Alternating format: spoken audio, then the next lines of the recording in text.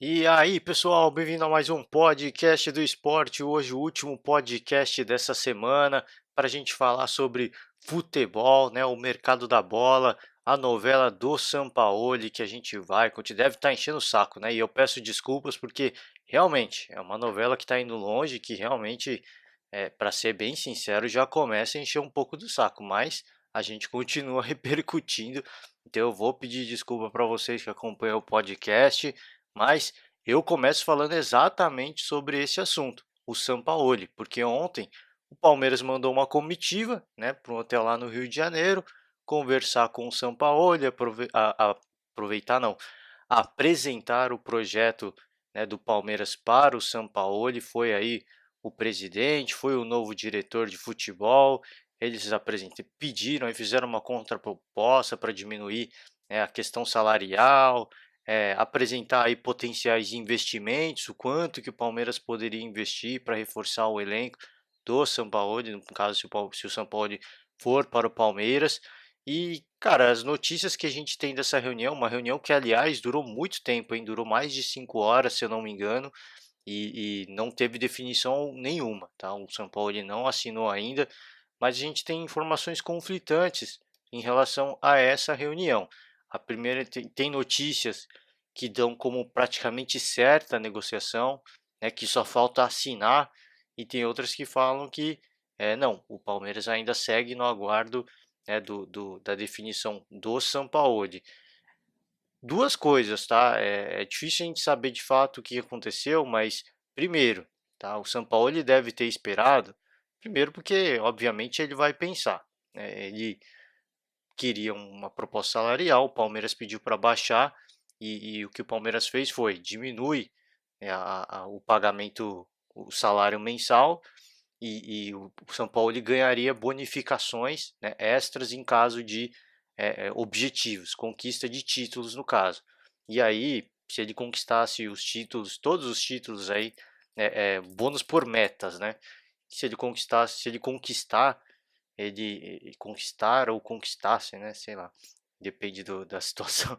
Se ele conquistar um dos títulos, conquistasse não, porque no passado. Peço desculpas aqui pela filosofia do português, mas vamos seguir, vamos seguir. Se ele conquistar alguns títulos, todos os títulos possíveis, no caso, a quantidade de grana que ele ganharia superaria, né, os valores aí que ele pede para receber mensalmente. Então, uma alternativa que o Palmeiras encontrou. Isso é interessante porque pode, pode não, isso naturalmente acaba motivando o técnico, os jogadores, a comissão a trabalhar para buscar títulos. Então é uma opção interessante que o Palmeiras optou.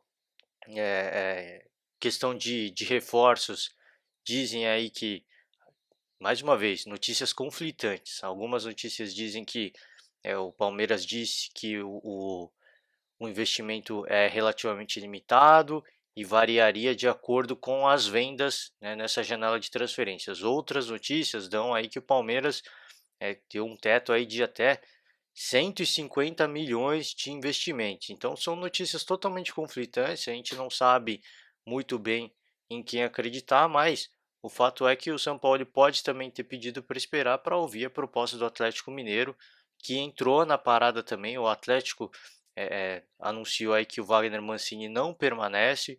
O Atlético também anunciou uma mudança no perfil do elenco, que é um elenco mais jovem, com um perfil um pouco mais jovem.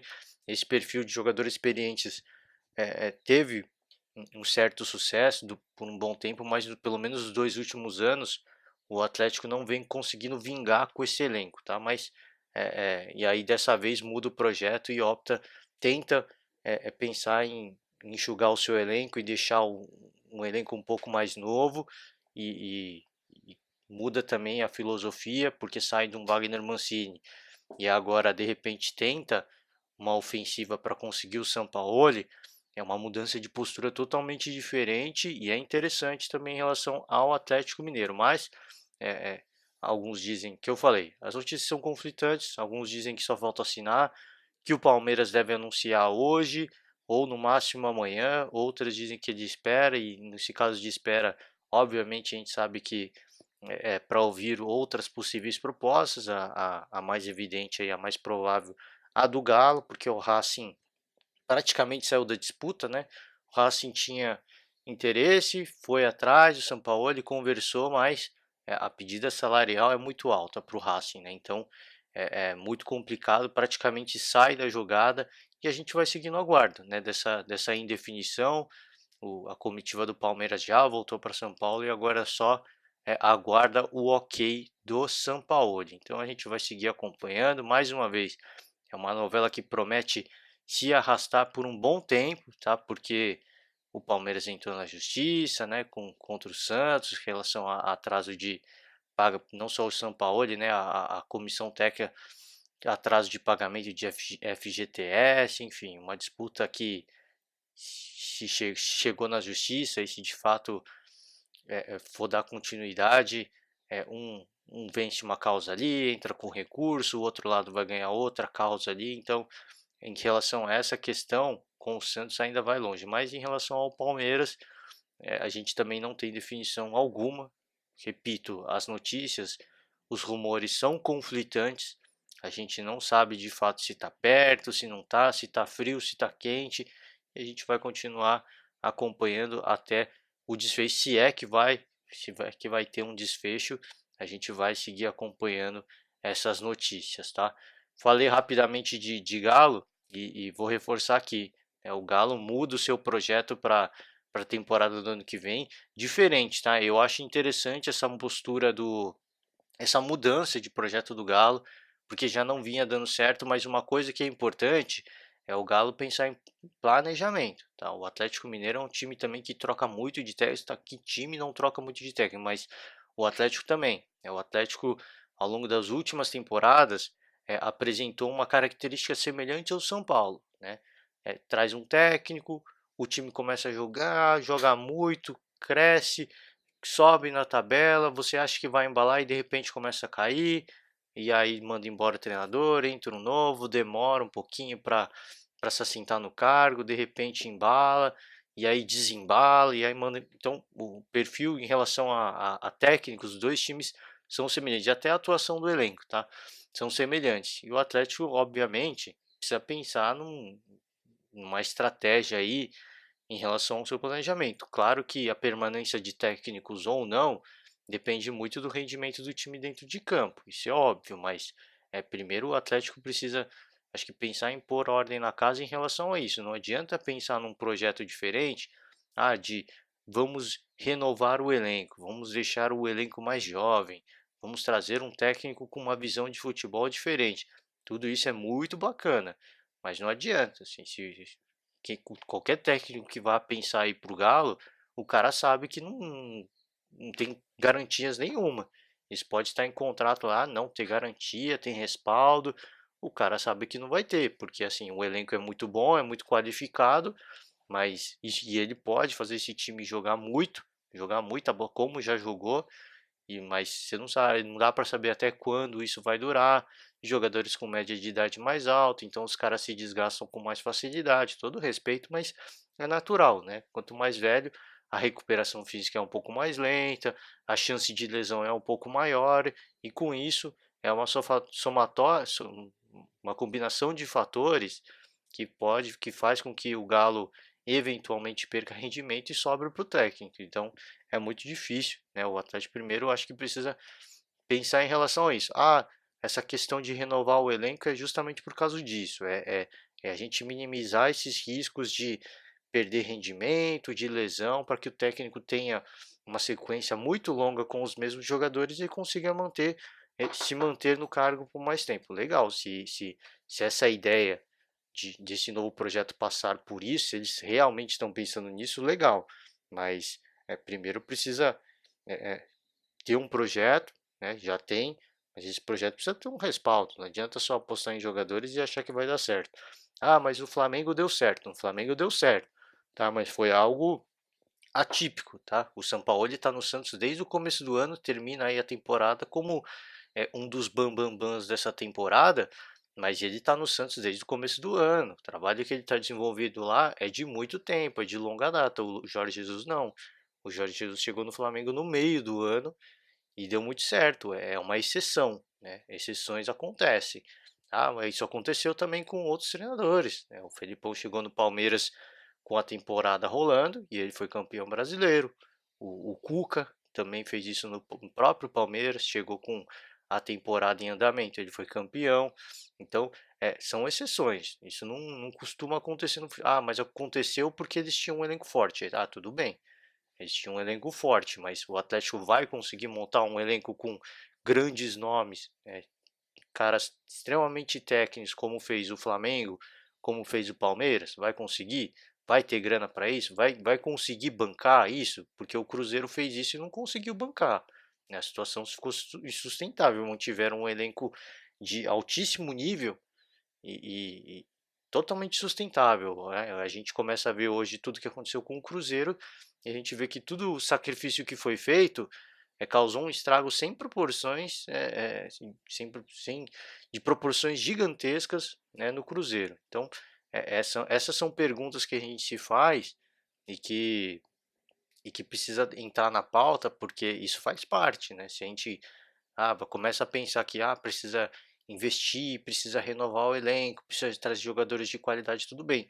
O Jorge Jesus só deu certo porque tinha um grande elenco, o Felipão também, o Cuca também, que eu acabei de citar, deu certo porque tinha um grande, legal, tinha um grande elenco, mas é, é, você vai conseguir manter, criar montar um grande elenco para essa temporada, tudo bem, mas isso vai ser sustentável? Vai conseguir manter para a próxima temporada? Né? Tem que fazer a gestão consciente, porque eu sempre destaco aqui, o Atlético Paranaense deu uma alternativa. Só porque o Flamengo fez isso e o Palmeiras vinha fazendo nos últimos anos, não significa que essa é a resposta para tudo. Esse é o caminho das pedras, não é? Mais uma vez eu vou repetir, o Atlético já mostrou que essa não é a única alternativa, tá? E para muitos clubes, seguir por esse caminho do Flamengo e do Palmeiras precisa estar bem seguro do que está fazendo, porque o próprio Palmeiras tem uma dívida multimilionária. A dívida que o Palmeiras tem não é uma dívida leve, tá? As contas do Palmeiras é um clube saudável financeiramente, teve um déficit esse ano aí, mas é um clube relativamente saudável, se gabou aí de ter o maior patrocínio, de, cara, um elenco super caro e tudo isso, beleza. Pro Palmeiras isso é sustentável, mas e pro Atlético Mineiro? São coisas que a gente começa a pensar e não é querendo desmerecer o Atlético, mas o Atlético nunca se destacou por ser um time muito rico. Ah, o Atlético vai atrás do Sampaoli porque o patrocinador vai bancar. Beleza, se o patrocinador vai bancar o Sampaoli, aí o Atlético só tem que se preocupar com a contratação dos jogadores. Mas essa coisa de o patrocinador bancar não é bem assim como todo mundo pensa, tá? O cara vai pagar e tá tudo certo. Não, essa dívida vai para o Atlético Mineiro. Por isso que esse é um dos motivos pelo qual o Palmeiras tem uma dívida tão alta, tá? Porque a patrocinadora contratou alguns jogadores no passado, mas esse contrato, esse presente que a Crefisa deu, é aquele presente de grego, entre aspas, né? Porque isso aí acabou virando uma dívida, é uma forma de empréstimo da patrocinadora. Então, na hora que a Receita Federal cair em cima do Atlético para investigar, no caso, se eles contratarem, se os investidores de fato contratarem o Sampaoli, tá? Investidor, patrocinador, eu não sei bem ao certo. Na hora que a Receita Federal cair em cima para investigar como aconteceu com o Palmeiras, aí os caras vão ter que rever tudo o que está acontecendo lá isso e esse presente pode acabar virando dívida para o Atlético. Então tem duas coisas, é uma faca de dois gumes. É um presente, mas no final pode acabar virando uma dívida que pode piorar a situação. Então tem dessas coisas também que a gente tem que levar em consideração. É muito oba-oba às vezes, é muito legal, mas às vezes esse sacrifício não compensa, tá? Mas a princípio um, uma ideia, um projeto diferente, e eu acho que o Galo tinha que mudar esse projeto, essa ideia, porque do jeito que tá já não tava funcionando, né? Um time relativamente forte, esse ano fez um pouco mais fraco a temporada. Se eu não me engano, o Atlético, se eu me recordo bem, o Atlético chegou a ser líder do Campeonato Brasileiro. O ano passado aconteceu a mesma coisa, né? Teve um momento da temporada que parecia que ia engrenar, que ninguém bateria o galo e de repente cai. Esse projeto que a gente vê já nesses 2 últimos anos não vem dando certo e é legal a gente ver uma mudança de postura aí em relação a esse projeto do Galo. Diferentemente, por exemplo, do São Paulo. Agora eu pulo para o São Paulo, porque o São Paulo bancou aí, garantiu a permanência tanto do Raí quanto do Fernando Diniz. E eu acho legal porque eles optaram pela manutenção do projeto, né? Um projeto, então eles estão com a convicção de que se der um pouco mais de tempo a coisa vai rolar, tá? A princípio, legal, mas esse projeto que a gente vê no São Paulo, com o presidente Leco, com o Raí, já é um projeto longevo, é um projeto que já tem uma longa duração e até hoje não rendeu frutos no São Paulo. E a gente começa a se perguntar: será que é esse realmente o projeto que vai dar certo para o São Paulo? Eu acho que o São Paulo deu mais uma chance, tá? Tentou, apostou, acreditou, não rolou. Eles estão dando mais uma chance, porque são caras que estão ficando cascudo, estão ficando experientes, estão conhecendo, estão se modernizando, enfim, eles podem estar pensando tudo isso. Então, de uma certa forma é interessante, mas o passado mostra pra gente que já é um projeto que não vem dando certo. E aí você vê times como o Atlético Mineiro mudando a sua forma de pensar, o Palmeiras mudando a sua forma de pensar. Eu acho que essa talvez seja a última chance que o São Paulo vai dar para esse projeto. Ele vai olhar para outros times que estão mudando totalmente a sua filosofia para ver o que, que vai acontecer e aí sim, no ano que vem, decidir. Não, a gente vai mudar mesmo, porque não está dando certo e a gente está vendo esses caras que mudaram, está começando a dar certo. Então a gente precisa mudar também. De repente acontece, de repente só vai mudar se sair o presidente Leco, a gente não sabe, né? Mas fato é que é um projeto que já não vem dando certo, grandes contratações, jogadores experientes, né, com uma idade avançada, isso é de certa forma questionável, mas por outro lado vem a questão da experiência, né, da frieza, de ter mais frieza nos momentos difíceis. Tem os dois lados, mas a gente não pode negar que fez grandes contratações, gastou muita grana em jogadores já com uma idade, de certa forma, avançada. O Daniel Alves é o primeiro deles, o Juan Fran, o Pato também já é um cara mais foi muito foi um grande destaque quando mais novo, hoje já não é e não vem se destacando no São Paulo, né? Aí contratou também o Pablo, né? Uma grande contratação, o Pablo não vingou porque ele só se machuca. Então tem essas coisas que é, é, isso foi erro de projeto ou foi um erro do destino, né? Digamos assim, ou foi um castigo do destino? Porque, pô, quem imaginar que o Pablo voou no Atlético Paranaense? Quem imaginar que o cara ia se machucar no São Paulo? Ninguém ia imaginar, né? Mas, enfim, são coisas que eu acho que, por um lado, é bom, porque mantém o projeto, dá continuidade, acredito de que se tiver sequência, se tiver oportunidade, vai rolar. Por um lado é bom, mas por outro que eu falei, esse projeto dessa diretoria, aí sim, não estou querendo entrar no Fernando Diniz. Eu acho que o Fernando Diniz realmente merece uma chance pelo futebol que a gente já viu dele. Toma muitos gols, perdia muitos jogos, mas era um futebol sempre muito ofensivo, de muita posse de bola. Isso era legal, isso a gente viu tanto no Fluminense quanto no Atlético, mas no São Paulo já mudou a característica um pouco e talvez com um pouquinho mais de sequência, com uma pré-temporada interessante, uma pré-temporada boa, ele consiga fazer esse time render. Em relação ao Fernando Diniz, eu acho ok a permanência dele, mas em relação a esse projeto com o presidente Leco, com o Raí, isso a gente começa a se perguntar se realmente esse é o caminho, tá? Mas deram a oportunidade de continuar e a gente só pode torcer para que dê certo, porque é um time que investe muito, tem grana, né? Tem dívida alta também? Tem, isso é natural, que eu comentei, todos os times têm dívida, né? Até o Flamengo tem uma dívida milionária, mas o São Paulo também tem, mas contratou legal, tem nomes extremamente relevantes, e por que que não vira? De repente precisa repensar algumas coisas e só quem está ali no ambiente interno do clube sabe disso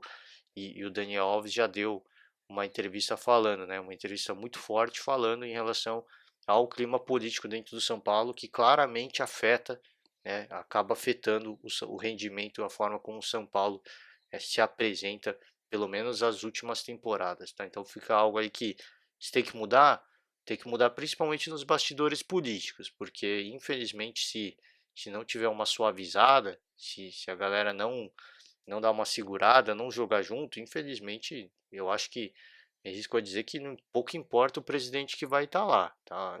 A gestão do Leco é contestável, mas se esse clima, essa guerra política permanecer e tiver continuidade, infelizmente é um São Paulo que para os próximos anos a perspectiva é de seguir como um time mediano, né? Infelizmente essa é a grande verdade. Então a gente vai acompanhar, ficando na torcida de que é, é, o projeto dê certo, né? Porque o Fernando Diniz é um grande profissional, os jogadores que lá estão também são nomes de muito peso. A gente espera que o futebol, que toda aquela promessa vingue, né, que acabe se tornando realidade e que o time comece a jogar, apresentar um futebol um pouco melhor. Tá só para encerrar, falar de mercado da bola, retomo aqui a questão do Corinthians, né, o Corinthians dizem aí que praticamente tudo acertado em relação ao Luan, pelo menos ao Luan, tá? O Luan ele já deixou aí a intenção já falou com o Grêmio e notificou a intenção de não permanecer. Então dizem que entre o jogador e o Corinthians já está tudo certo. O grande ponto é a negociação entre o Corinthians e o Grêmio. Aí sim, essa é uma negociação que vai um pouco mais longe. Se eu não me engano, e peço perdão se eu falei alguma bobagem, tá? Se eu falei, vocês me corrijam, tá? Fiquem à vontade, mas se eu não me engano, o contrato do Luan vence. O Luan tem mais um tempo de contrato e no ano que vem acaba a multa rescisória. Então seria interessante para o Grêmio negociar com o Corinthians, porque depois do ano que vem eles não vão ganhar mais nada em cima do Luan, né? Então esse é um poder de barganha que o Corinthians tem e provavelmente esse acordo vai ser selado, né? Então o problema é que o Grêmio quer mais grana e uma grana que, vamos ser sinceros, o Luan já foi o melhor jogador da Libertadores, mas ele vem no momento de baixa. Ele não vale tanta grana assim. Se a gente for pensar no mercado atual, ele não teve um grande destaque, né? Ele não está valendo tudo isso que o Grêmio pede, né? Que provavelmente está pedindo. E o Corinthians não vai pagar, porque o Corinthians sabe disso. Então é uma negociação que provavelmente vai ser selada, mas que ainda vai alongar um pouco mais de tempo, que o Grêmio quer um pouco mais, o Corinthians quer um pouco menos, quer pagar um pouco menos, e isso ainda vai levar um tempo para acontecer. Em relação ao Michael, é uma negociação que também a gente não sabe os rumos que vai tomar, tá? Porque o que eu ouvi é que o Goiás quer fazer um leilão, né? E o Corinthians não vai entrar em leilão. O Corinthians já fez uma proposta para o Goiás. Se o Goiás quiser, o Goiás aceita. Se eles quiserem fazer leilão, sinto muito, a gente não vai pagar mais que isso. Gostei da postura do Corinthians, se isso for verdade, tá? Isso é rumor, é o que eu ouço, né? Que a gente ouve na TV e no rádio. Se isso for verdade, legal a postura do Corinthians, tá? Porque a gente, e não só eu, tá? Vários programas esportivos discutem essa questão do Corinthians, essa questão financeira do Corinthians. E o Corinthians tomar essa posição de ó, a gente vai pagar isso. Se vocês não quiserem, a gente não vai levar o jogador. Então, paciência. Isso mostra que é um time consciente, a princípio consciente em relação às suas finanças, sabe o quanto pode gastar e sabe que entrar num leilão é um jogo muito perigoso. Então, o Corinthians não vai entrar nesse leilão. Interessante. Achei legal essa postura e espero que siga aí com essa pegada consciente, né, uma gestão consciente que a gente espera para que o clube vai ter dívidas, sempre vai ter, isso é natural, porque o estádio é uma dívida altíssima para o Corinthians, né, a grana que o Corinthians ganha com o estádio, o Corinthians não tira proveito disso, porque toda essa grana vai para o pagamento da dívida do estádio, né, então é uma receita a menos que o Corinthians acaba tendo. Mas aparentemente é uma dívida sob controle, é uma dívida alta e isso vai continuar alto, né? O corintiano não precisa ter medo. O que o corintiano precisa se preocupar é se essa dívida vai aumentar porque o Corinthians está gastando mais do que pode ou não. E aí sim é assunto para outras conversas, tá? Vou encerrando por aqui hoje. Deixo o meu convite para vocês, tá? Eu estou falando aleatoriamente de alguns clubes, que é o que acaba aparecendo mais aqui nos sites de notícia, mas se você quiser que eu fale de outro clube especificamente, seu clube de coração, pode deixar o comentário aqui. A gente volta no próximo podcast, comenta um pouco mais, a gente debate, discute um pouco mais sobre o assunto, tá certo? Eu vou me despedindo aqui hoje. Desejo a todos um ótimo final de semana e na segunda-feira a gente está de volta. Um forte abraço e até a próxima.